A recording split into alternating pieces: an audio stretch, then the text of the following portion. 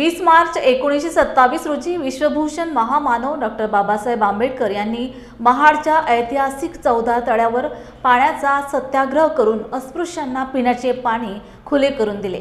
जगाला हेवा व प्रत्येक भारतीयाला अभिमान वाटावा अशा या क्रांतिकारी लढ्याची जगाच्या इतिहासात सुवर्ण अक्षरांनी नोंद झाली। या ऐतिहासिक पर्वाला 98 वर्ष पूर्ण होत असल्याने महाडच्या क्रांतिभूमीत राज्य आणि देशभरातून महामानवाला अभिवादन करण्यासाठी लाखो अनुयायी दाखल होणार आहेत। तर 14 तळ्यावर येणाऱ्या अनुयायांना सर्व प्रकारच्या सोयी सुविधा मिळाव्यात, तसेच प्रशासनाकडून अचूक व नीटनेटके नियोजन व्हावे याकरता Republican party of India Athawale Raigad जिल्हा पदाधिकारी व कार्यकर्त्यांची महत्त्वपूर्ण बैठक जिल्हाध्यक्ष नरेंद्र गायकवाड यांच्या नेतृत्वात आज महाड शासकीय विश्रामगृहात पार पडली।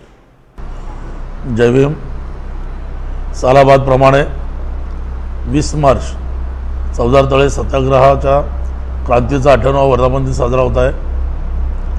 खऱ्या अर्थाने या ठिकाणी पाण्यासाठी बाबासाहेबांच्या नेतृत्वाखाली 1927 ला क्रांती झाली आणि जे पाणी गुराढोरांना पशु प्राण्यांना पिण्यासाठी मुभा होती ते पाणी फक्त आम्हाला म्हणजे बौद्धांना पिण्यासाठी त्यावेळेस परमिशन नव्हती आणि या पिण्याच्या पाण्याचा खरा सत्याग्रह बाबासाहेब 1927 ला करत असताना या महाडच्या चैत्यभूमी या 14 तळ्यावरती येऊन या ठिकाणी स्वतः पाणी प्राशन करून समस्त महाडमधील आपल्या सर्व अनुयायांना पाणी खुलं करून दिलं।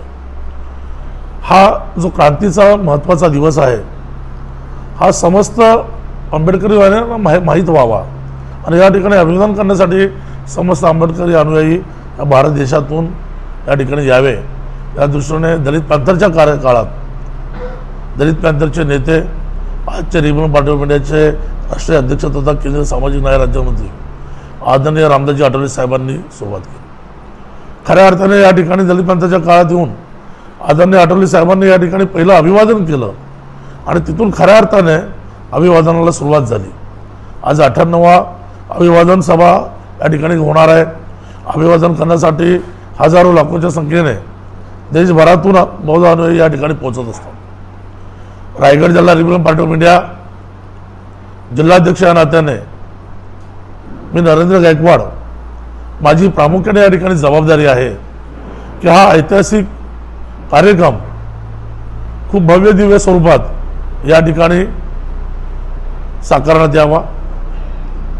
या ठिकाणी जास्तीत जास्त येणारे जे आपले सर्व अनुयायी आहेत अभिवादन करण्यासाठी येत असताना त्यांना ज्या काही या ठिकाणी सोयी सुविधा उपलब्ध व्हाव्या त्यासाठी प्रशासन या ठिकाणी ज्या सोयी सुविधा उपलब्ध करत असतात त्यासाठी खऱ्या अर्थाने रिपब्लिकन पार्टी ऑफ इंडियाच्या माध्यमातून जिल्ह्याचे जिल्हाधिकारी आणि कोकण आयुक्त यांच्या समेत इथले स्थानिक या शहरातील मुख्याधिकारी या ठिकाणचे महाडचे तहसीलदार प्रांताधिकारी या सर्वांसोबत आम्ही वेळोवेळी बैठक घेतो।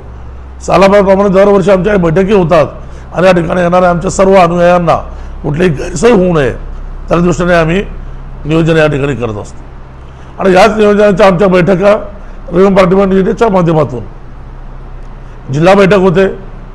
त्यानंतर महाडच्या या चैत्यभूमीच्या महाडच्या हे 14 तळ्याच्या ठिकाणी खऱ्या अर्थाने नियोजनाची दुसरी बैठक झाल्यानंतर हे सर्व नियोजन या ठिकाणी तयार होऊन खऱ्या अर्थाने येणाऱ्या सर्व आंबेडकरी अनुयायांना अभिवादन करण्यासाठी सगळ्या सोयी सुविधा या ठिकाणी उपलब्ध केल्या जातात।